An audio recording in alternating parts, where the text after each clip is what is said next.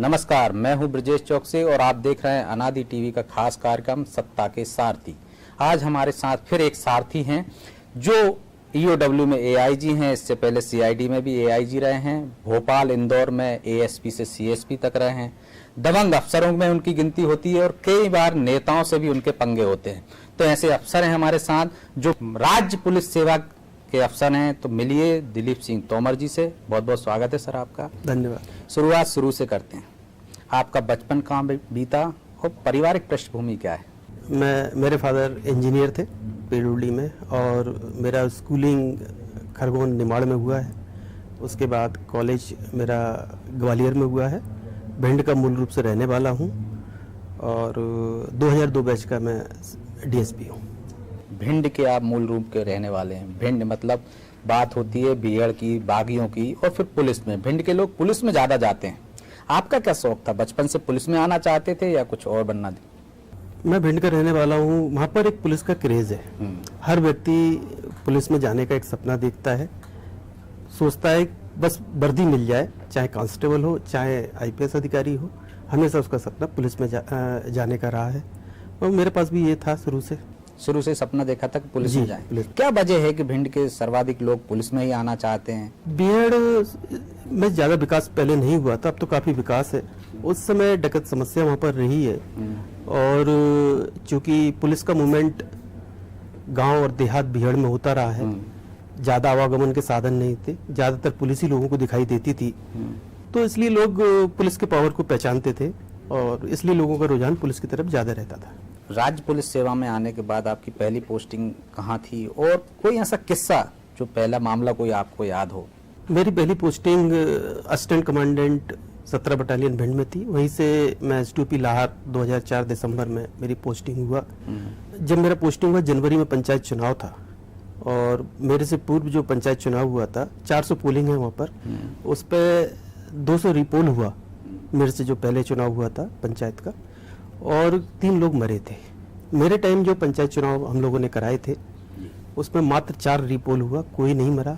हम लोगों ने बड़ा कड़ाई किया, इससे काफ़ी वर्ग नाराज भी हो गया था क्योंकि काफ़ी डंडे और वो चले थे, लेकिन निष्पक्ष चुनाव कराया। कोई ऐसा किस्सा पुलिस में आया हो कि जब आपको एक ना कर पाने का गम सालता हो कि ये काम मैं कर लेता तो ज़्यादा अच्छा होता है, किसी को न्याय नहीं दिला पाए हों ऐसे? मैं भिंड की मेरी पोस्टिंग के दौरान मेरे 3 इनकाउंटर हुए थे। उस इनकाउंटर में 2 इनामी डकैत मरे भी थे जी। मैंने उस टीम को लीड किया था। उसमें मैं लगभग 3 या 4 आउट ऑफ टर्न प्रमोशन हुए थे जी। लेकिन मैं पूरी टीम को प्रमोट नहीं करवा पाया और किसी को गैलेंट्री नहीं दिलवा पाया क्योंकि साइटेशन भेजना पड़ता था। और मेरे हिसाब से जब बहादुरी की है तो साइटेशन दूसरे लोग भेजे, जिनको चाहिए वो क्यों भेजे, बस वो हमेशा एक मन में रहता है।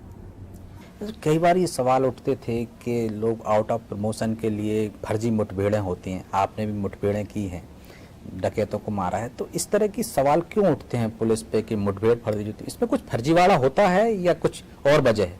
नहीं, फर्जीवाड़ा तो नहीं होता है। हमेशा इनकाउंटर 2 तरह के इनकाउंटर होते हैं, एक प्लान्ड होता है और एक होता है चांस इनकाउंटर। प्लान्ड इनकाउंटर में पता होता है कि यहाँ पे गैंग है, उसको घेरते हैं और फिर जो भी होता है फायरिंग वगैरह होता है। चांस इनकाउंटर में अचानक गैंग मिलता है और फायरिंग शुरू हो जाता है। जब कोई पुलिस बल पे गोली चला रहा हो तो पुलिस को भी गोली चलाता है, पुलिस भी, और उससे कोई व्यक्ति अगर कोई मारा जाता है, डकैत हर डकैत आइडेंटिफाई नहीं होता है, हर डकैत पे इनाम नहीं होता है। गैंग के साथ कुछ कैजुअल मेंबर भी होते हैं, कभी कभी वो भी गोली का शिकार हो जाते हैं, तो ऐसे चांस बनते रहते हैं। और चूंकि भिंड में जातिवाद और दूसरी चीजें गैंग से साथ जुड़ी रहती हैं, तो उस तरह का लोग माहौल बनाते हैं। मेरे हिसाब से फर्जी इनकाउंटर तो शायद ही मैंने देखा हो वहाँ पर। इनकाउंटर की बात चल रही है, एक इनकाउंटर अभी और हुआ था विकास दुबे का, उज्जैन से ले जाते उत्तर प्रदेश। आप अपनी बात बेवफाई से रखने वाले अफसर हैं और आपने फेसबुक पे एक पोस्ट की थी, गेम जो करेगा उसके साथ तो गेम होगा ही और तय पुलिस करेगी। तो ये नहीं लगता आपको कि पहले से पुलिस तय करती है क्या इनकाउंटर में? तय कुछ नहीं होता है, लेकिन यदि सामने वाला गोली चला रहा है, सामने वाला बदमाश है, तो मन में कोई मानवता हमारे रहती नहीं है, और कम से कम मेरे तो रहती नहीं है। अगर सामने वाला बदमाश है उससे समाज त्रस्त है, लोगों को मार रहा है, तो कैसी मानवता? उसको उसी की भाषा में जवाब देना चाहिए। लेकिन उस इनकाउंटर में आपकी प्रतिक्रिया पुलिस अधिकारी जैसी नहीं थी। नहीं, मेरी प्रतिक्रिया पुलिस अधिकारी जैसी थी। हर किसी को जज नहीं बनना चाहिए। इनकाउंटर हुआ, उसके जांच मजिस्ट्रियल इंक्वायरी होगी, उसकी जुडिशियल इंक्वायरी होगी और न्यायालय में उसका निर्णय होगा। हर कोई जज बनेगा तो कैसे काम चलेगा? अब सवाल के दिया, आप पुलिसिंग नहीं कर रहे होते हैं तब क्या करते हैं? फिल्म देखते हैं, गाना सुनते हैं? मैं फिल्म का मुझे शौक नहीं है। गाना पुलिस में आने के पहले शौक हुआ करता था। पुलिस में आने के बाद इतना समय नहीं है कि गाना सुन पाऊं। पढ़ने का शौक है। हमने तो सुना है आपको गाना गुनगुनाने का शौक है, बाकायदा आप इंस्ट्रूमेंट लेकर आए थे और घर में गाना गाते थे। मैंने उस समय मैं एक दूसरे बंगले में रहता था, 45 बंगले पे, तो हॉल में मैंने उसका पूरा स्पीकर और सब कुछ लगा के रखा और रात में जब मैं 10-11 बजे आया, कमरा बंद करके मैंने सब अपने बच्चों को, अपनी वाइफ को बैठाया और गाना गाना शुरू किया। तो मेरे बच्चे सब उठ के चले गए और उन्होंने बाहर से सब में कुंडियाँ लगा दी कि कोई आस पड़ोसी ना सुन ले। उसके बाद गाना बंद कर दिया। आप ये बताइए मुझे कि जब पुलिस में ऐसे आरोप लगते हैं कि राजनीतिक दबाव रहता है, आपका लंबा अनुभव है, बहुत समय से आप फील्ड में भी रहे हैं, ईओडब्ल्यू में भी रहे हैं, सीआईडी में रहे हैं और कई राजनीतिक नेताओं से जुड़े मामलों की भी आपने जांच की। किस तरह का राजनीतिक दबाव रहता है पुलिस अधिकारियों पर?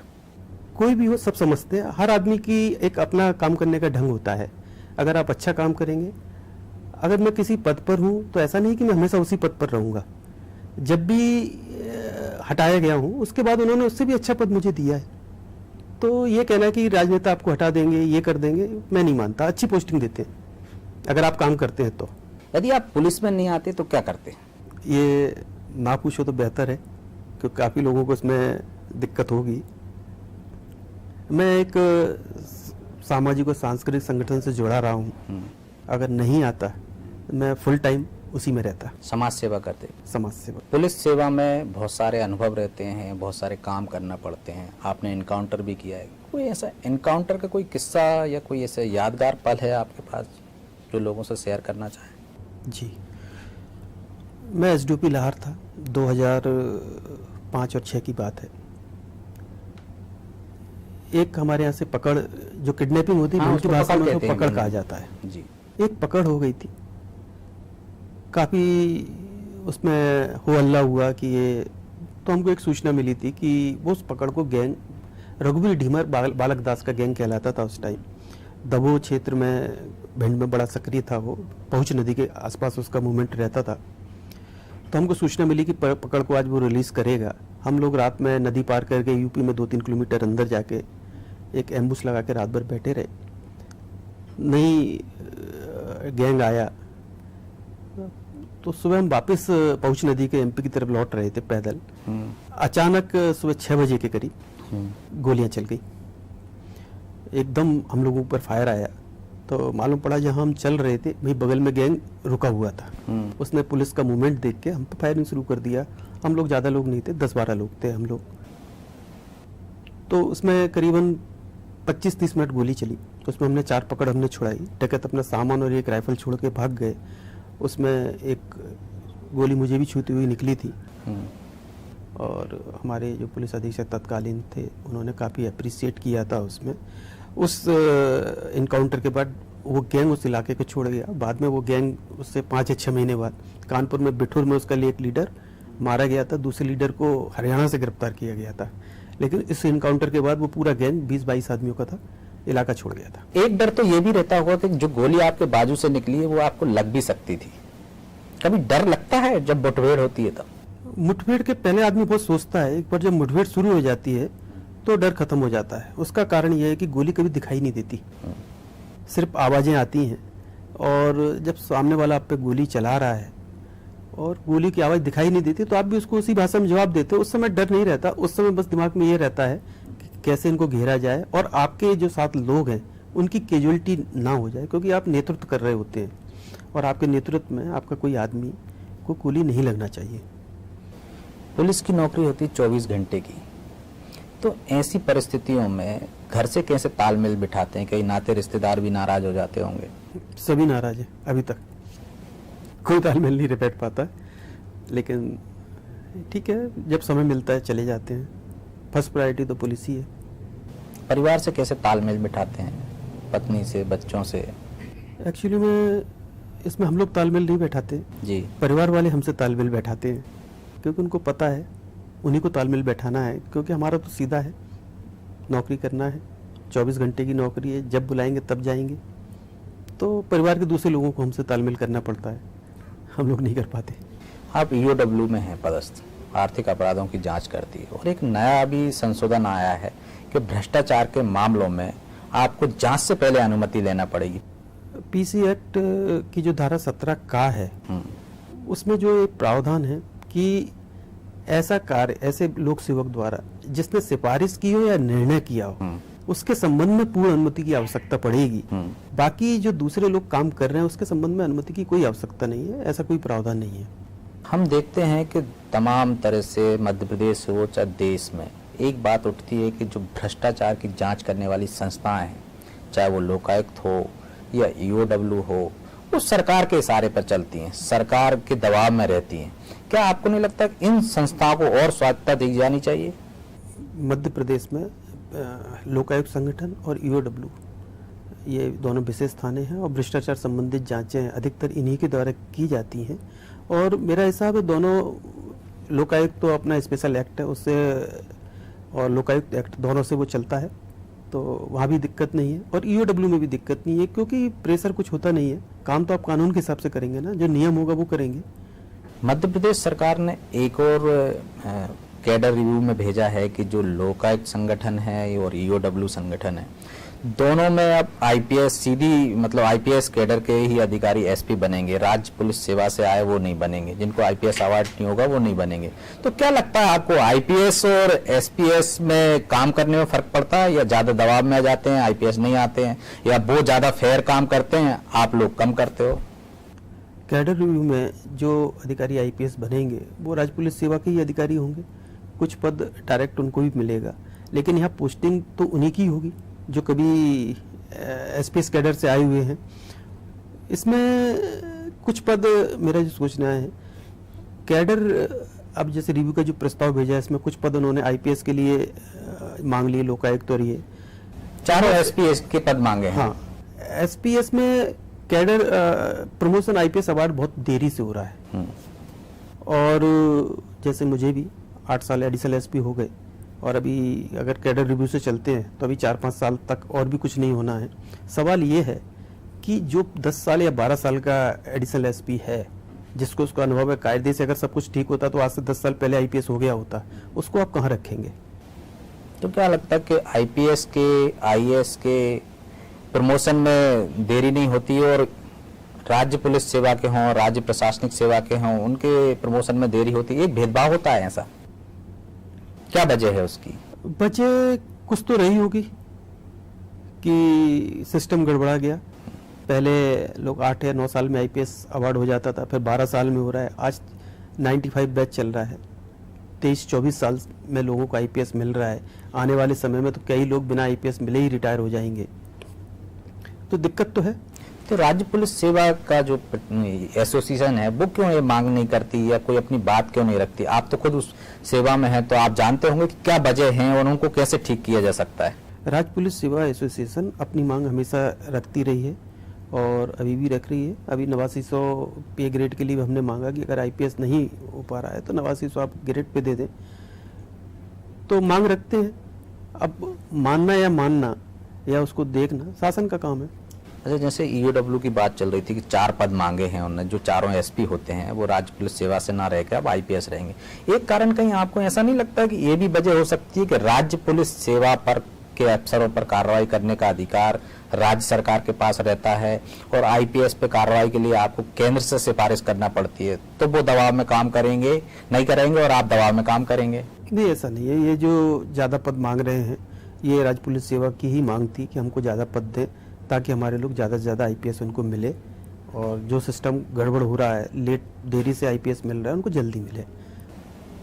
जो सिस्टम हमने पुलिस का ढांचा भी देखा है, पुलिस का ढांचा पिरामिड की तरह होना चाहिए, लेकिन आज की तारीख में गोल मटोल सा हो गया है। तो ये जो कारण है, जो ऊपर के अधिकारी बैठे हैं उनके प्रमोशन लेने के कारण हुए हैं कि वो अपने प्रमोशन नहीं छोड़ना चाहते हैं, रिटायरमेंट से पहले अपनी रैंक के कम नहीं देखना चाहते हैं, यही एक कोई वजह है कि इसके अलावा भी कोई वजह दिखती है आपको? नहीं, अभी पिरामिड उल्टा तो नहीं हुआ है और थोड़ी विसंगतियां आती रहती हैं और समय समय पे पुलिस मुख्यालय उस पर विचार करता है और उसको ठीक करता है। अभी ऐसा तो कोई दिक्कत है नहीं है। पुलिस महकमे में आप किसे अपना गुरु मानते हैं? पंकज श्रीवास्तव साहब जो अभी ज्वाइंट कमिश्नर हैं जी, ज्वाइंट डायरेक्टर CBI है। कोई अच्छी सीख उनका प्रोफेशनल हूँ। कोई अच्छी सीख जो आपको गुरु से मिली हो? उन्होंने कहा था जब मेरा प्रोबेशन पीरियड ख़त्म हुआ, उन्होंने बताया कि आप इतने होशियार नहीं थे कि आप सिलेक्ट होकर इस पद पे पहुँचे हैं, आपसे भी ज़्यादा होशियार लोग थे जो सिलेक्ट नहीं हुए। ईश्वर ने आपको इस काम के लिए चुना है, तो आप ईश्वर का काम करना, बाकी फालतू काम अगर करोगे तो ईश्वर आपको बाहर कर देगा। सोशल पुलिसिंग में जनता की क्या भूमिका देखते हैं? पुलिसिंग जनता के सहयोग से ही होती है। आर्मी और पुलिस में यही अंतर है। आर्मी को पता है उसको कौन उसको किसके विरुद्ध काम करना है जी। पुलिस को समाज के अंदर काम करना है और लोगों के सहयोग से ही काम हो पाएगा पुलिस का, और उसके लिए हम लोग प्रयास कर रहे हैं और जनता के सहयोग से ही काम करते हैं।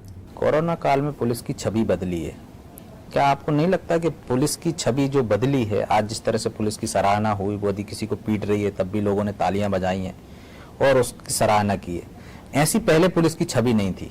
कोरोना काल में पुलिस की छवि नहीं बदली है। पुलिस तो हमेशा ही यह काम करती है, लोगों का पुलिस को देखने का नजरिया कोरोना काल में बदला है।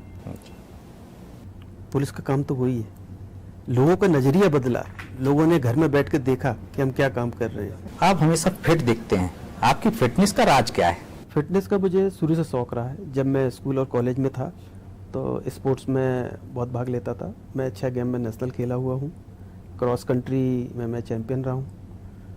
और जब मैं पुलिस में आया और ज़्यादा व्यस्तताएँ हुई तो एक्सरसाइज का समय नहीं मिलता था, लेकिन मैंने एक नियम बना रखा था अपनी भोपाल पोस्टिंग के दौरान कि मैं जब भी घर लौटता था, भले रात के 1 बजे लौटूँ, 12 बजे लौटूँ, मैं सबसे पहले घर में एक छोटा सा जिम बना रखा था। पहले जिम करता था, उसके बाद दूध पी के सो जाता था। तो मुझे 24 घंटे में एक्सरसाइज करनी है, चाहे रात के 12 बजे करूं चाहे 1 बजे करूं, करता जरूर था। आप अच्छे खिलाड़ी थे, नेशनल खेला आपने, तो फिर खेल की तरफ ना जाकर पुलिस में आने का क्या मकसद था? मैंने कभी खेल को ये सोच के नहीं खेला कि मुझे इसमें कैरियर बनाना है। मेरा हमेशा रुझान पुलिस की तरफ रहा। जब मैं पढ़ता था तब भी गेम तो मैं इसलिए खेलता था कि थोड़ा मेरा शौक भी था और मुझे अच्छा लगता था। लोग इम्पोर्टेंस देते थे आपको, आप जब नेशनल खेल रहे हैं, टीम में खेल रहे हैं, लोग आपकी वाहवाही कर रहे हैं, बस यही चीज़ रहती थी। हमने सुना कॉलेज लाइफ में आप बड़े शरारती हुआ करते थे, तो शरारत करते थे, कभी पुलिस से भी वास्ता पड़ा इन शरारतों के बीच में? हाँ, कॉलेज टाइम में आंदोलन जो कॉलेज स्तर पे होते थे, चूँकि कॉलेज में रहे, कॉलेज प्रेसिडेंट भी रहे, तो इसमें आंदोलन में भाग लेती थे जी। तो पुलिस से तकरार और झड़प होती रहती थी। छात्र राजनीति की है आपने? मैं कॉलेज प्रेसिडेंट रहा हूँ और अब पुलिस में है, तो नेता जो आप छात्र राजनीति में सोचते थे कि ऐसा नेता होना चाहिए या मैं ऐसा नेता बनूंगा, और अब नेताओं को देखते हैं तो क्या लगता है कि राजनीति में ही आपको जाना चाहिए था कि आप बेहतर जगह पे हैं? दोनों जगह बेहतर है। राजनीति भी एक सार्वजनिक जीवन है जी, उसमें जो भी लोग हैं उनका भी बहुत कठिन काम है जी। लोगों का, वो भी लोगों के लिए काम करते हैं, पुलिस भी लोगों के लिए काम करती है, तो काम तो दोनों के एक जैसे हैं लेकिन तरीके अलग अलग हैं। लेकिन हम देखते हैं कई बार नेता अनावश्यक रूप से किसी अपराधी के पक्ष में आ जाते हैं या कोई ऐसी आरोप लगाने लगते हैं पुलिस पे, तब नहीं आपको लगता है कि नहीं ये गलत कर रहे हैं? देखिए, नेता या जो सार्वजनिक जीवन में व्यक्ति है उसके पास लोग अपनी समस्या लेके पहुंचेंगे ही जी, और उसको बताएंगे, क्योंकि एक मैंने देखा है कि अब तो थोड़ा कम हुआ है लेकिन पुलिस का भय तो लोगों में है। एक जिसका कभी पुलिस का पाला नहीं पड़ा हो वो पुलिस के पास जाने से थोड़ा कतराता है। ये हमारी बहुत बड़ी कमजोरी है, हम अभी तक ये छवि नहीं बना पाए कि लोग सीधे हमारे पास आएँ। तो सबसे आसान तरीका उनको ये लगता है कि वो किसी राजनेता या सार्वजनिक जीवन में जो है उसके पास जाए, उसमें बात, वो उनकी बात सुन के हमको वो बात बताता है। वो चीज़ बताता है जो उसको बताई गई है। जी। अब उसमें क्या सही है क्या गलत है, इसका निर्धारित वो राजनेता या वो सार्वजनिक जीवन का व्यक्ति नहीं कर सकता। फिर हम लोग उनको बता देते हैं कि इसमें ये चीज़ है, इसमें ये चीज़ नहीं है, तो वो लोग हमारी बात मानते हैं। क्या वजह है कि अंग्रेजों के दौर से अब तक आज़ादी के बाद भी पुलिस की छवि नहीं बदली है? आज भी पुलिस के पास जाने से लोग डरते हैं। शुरू से एक तो हमारे जो सामाजिक स्ट्रक्चर है उसमें जब बच्चा रोता है, परेशान करता है, तो लोग पुलिस के नाम से उसको डराने लगते हैं, तो एक बचपन से उसके मन में वो चीज़ बैठ जाती है। दूसरा, ये जो फिल्म जो बनती है उसमें पुलिस को एक ब्लेंड के टाइप में दिखाते हैं ये लोग जी। तो बच्चे जो ये सब चीज़ें देखते हैं उनके दिमाग में एक ऐसी छवि आ जाती है। अब इसमें विभाग की तरफ से बहुत बड़े कार्यक्रम भी चलाए जा रहे हैं, बच्चों को हम थाना विजिट भी कराते हैं, बच्चों को हम कैसे काम करते हैं बताते भी हैं, हमारे लोग बड़े अच्छे से उनसे मिलते भी हैं। तो अब ये चीज़ काफ़ी कुछ कम हो रही है, अब बच्चे और लोग हमारे पास आ रहे हैं। क्या लगता है कि आज भी आम लोगों में तो पुलिस का डर दिखता है, लेकिन अपराधियों में डर नहीं लगता है? अपराधी डरते नहीं है पुलिस से, जिस तरह से मुख्यमंत्री शिवराज सिंह चौहान बार बार कह रहे हैं कि अपराधियों में भय होना चाहिए। वो भय पुलिस पैदा क्यों नहीं कर पा रही? क्या मानव अधिकार आड़े आता है या कोई और वजह है? नहीं, ऐसा नहीं है। जो माननीय मुख्यमंत्री जी की जो हमेशा कहते हैं कि अपराधियों के खिलाफ वज्र के समान कठोर पुलिस है। मैंने अपना पूरे करियर में देखा है 18-19 साल में कि अपराधियों को पुलिस नहीं छोड़ती, उनके खिलाफ बिल्कुल उतना ही वज्र के समान कठोर रहती है, और जो भी नियम कायदे के अंदर होता है वो हम लोग करते हैं। और आम आदमी का हम लोग बहुत ही सम्मान करते हैं और उनको उसी तरह से हम ट्रीट करते हैं। हो सकता है कि कभी 2-4 घटनाएं ऐसी हों कि उनके साथ कभी बदतमीजी की हो किसी ने, लेकिन वो अपवाद वाली स्थिति है। लेकिन वज्र के समान कठोर हैं हम लोग अपराधियों के लिए। जीवन में कोई कठिन समय आया हो तो किससे सीख मिली आपको, माता पिता से या दोस्तों से? मेरी पत्नी से। क्या सीख थी? मैं जब भी हटाया गया, अचानक हटाया जाता हूँ, अभी तक जो हुआ है अचानक हटाया गया, मेरी पत्नी ने हमेशा मेरा सहयोग किया और मुझे अप्रिशिएट किया, और जो भी आने जाने में दिक्कत या जो भी दिक्कत उसने मोटिवेट किया हमेशा सही काम के लिए। आप हमेशा सही काम करते हो, इस कारण मोटिवेट करती हैं आपकी बात। तनाव में होते हैं तो दूर। हाँ, कभी ऐसा नहीं कहा उन्होंने कि नहीं ये आप समझौता क्यों नहीं कर लेते हो, काम में इस तरह बार बार तबादले हो रहे हैं? नहीं, कभी नहीं कहा। आपकी अब तक की नौकरी में कितनी बार तबादले हुए जो किसी विवादों के कारण हुए हों या आपके काम करने के तरीके के कारण हुआ? तबादला तो एक नौकरी का हिस्सा है, तबादला तो होगा, कारण कुछ भी रहा हो, लेकिन तबादले तो होते ही हैं, नौकरी का पार्ट है। आप हम एक जगह हमेशा तो रह नहीं सकते, एक समय होता है जितने टाइम के लिए आप रहेंगे, फिर आपको दूसरी जगह भेजा जाएगा। जब पुलिस में नहीं थे तब पुलिस के बारे में क्या राय थी, और अब जब पुलिस में है तब क्या राय है? कोई धारणा बदली है क्या आपकी? पुलिस, जब मैं पुलिस पढ़ता था उस टाइम पुलिस को देख के लगता था कि पुलिस में ही जाना है, तो कुछ ऐसा पुलिस में रहा होगा तभी मेरी इच्छा थी पुलिस में जाना है। जब मैं पुलिस में आया और जब मैं काम कर रहा हूँ तब समझ में आया कि पुलिस एक ऐसा जॉब है जिसमें आदमी को सेल्फ सेटिस्फेक्शन मिलता है, क्योंकि आपके पास दुखी आदमी आता है, जो अच्छे से रह रहा है वो तो आपके पास आएगा, जिसको दुख है वही आएगा। तब आप एक दुखी आदमी को सुनकर उसकी जब तकलीफ हटाते हैं या उसकी मदद करते हैं, उसको सुनते हैं, तो एक अलग तरह का सेटिस्फेक्शन मिलता है। वो सिर्फ पुलिस विभाग में ही मिलता है और दूसरे विभाग में किसी में नहीं मिलेगा। उससे आपको संतुष्टि मिलती है? संतुष्टि मिलेगी, सबको मिलेगी। पुलिस पर 2 फिल्में बनी हैं जो चर्चित रही हैं, फिल्में तो बहुत सारी बनी हैं, एक दबंग और सिंघम। कभी आपको लगता है कि आप भी उसकी भूमिका में रहें या उसकी भूमिका निभाने को मिले आपको? हर पुलिस वाला दबंग और सिंघम की भूमिका निभाता है। अब चूंकि पर्दे पे आया तो लोगों ने उसको देखा है। दबंग और सिंघम वाली भूमिका से अर्थ ये नहीं है कि आप किसी को भी मारने लगे या जाके आतंक फैलाने लगे। आप अपना काम एज ए लॉ, जो नियम है, जो प्रक्रिया है, उसके हिसाब से करेंगे तो आप वैसे भी दबंग रहेंगे। आखिरी सवाल, क्या प्लान है भविष्य का? रिटायरमेंट के बाद क्या करने वाले हैं? अभी पहले बहुत टाइम है रिटायरमेंट में, अभी तो 12 साल हैं, 12 साल के बाद सोचेंगे। बहुत बहुत धन्यवाद सर आपका। Thank you. तो ये थे दिलीप सिंह तोमर जी, जो भिंड से आते हैं, वो भिंड जहाँ पे डकैतों की गोलियां सुनाई देती थी एक समय तक, वहाँ उन्होंने पुलिस की जो छवि देखी कि एक दबंग अफसरों की छवि देखी, डकैतों से भिड़ते हुए पुलिस को देखा, तो पुलिस से शुरू से ही बचपन से ही प्रभावित होकर इस जॉब में आए हैं। और वो कहते हैं कि जॉब में आने के बाद ही पता चलता है किस तरह संतुष्टि मिलती है लोगों को न्याय दिलाकर। तो आज इतना ही, अगली बार हम फिर किसी नए अफसर, किसी नए सत्ता के सारथी के साथ फिर मिलेंगे। तब तक के लिए मुझे इजाजत दीजिए। नमस्कार, जय हिंद।